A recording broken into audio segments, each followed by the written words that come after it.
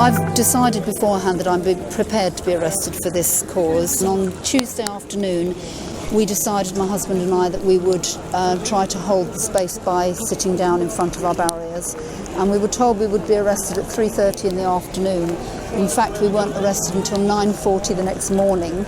So we were outside in the cold, outside Downing Street, until the following morning. So it was a very long and very cold experience.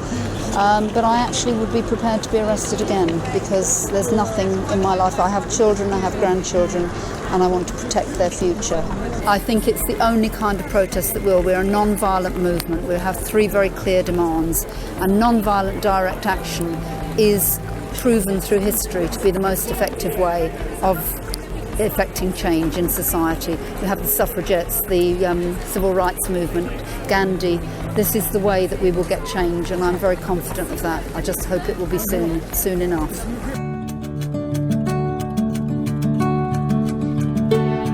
And with advertising, we have hundreds, thousands of wants. And now we know that some of those wants are ruinous wants.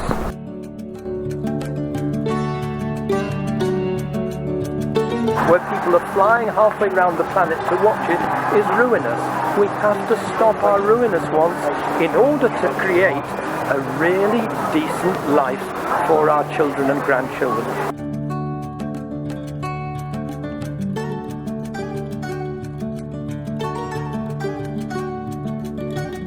You can have a ration, but if you don't use all your ration, you can sell it on a government website to people that want more than their ration. So somebody with 2 cars and 2 houses and lots of carbon dioxide emissions would have to buy rations from people that were really careful.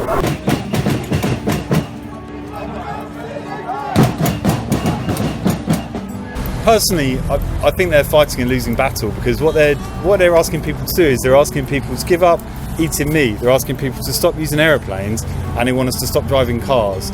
Like, I have to drive a car to work. I can't use public transport, and I like driving my car. And it's like, I want to go on summer holidays. I want to go to Italy. I want to go to Spain. I want to go to Uzbekistan, and I don't want to go to Bognor Regis for my summer holiday. I want to go somewhere abroad.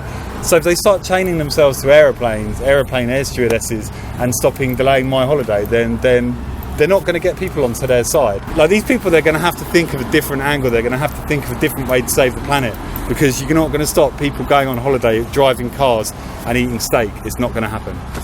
Well, it's really interesting because of the cause. We should be so aware of the environment and the world we live in and the effects we have on it. However, I think the way that the protests have been conducted have been unfair. I think that it's a bit hypocritical. I think these people, it's supposed to be a non-violent protest, but there's been fire engines that have been spraying red dye paint.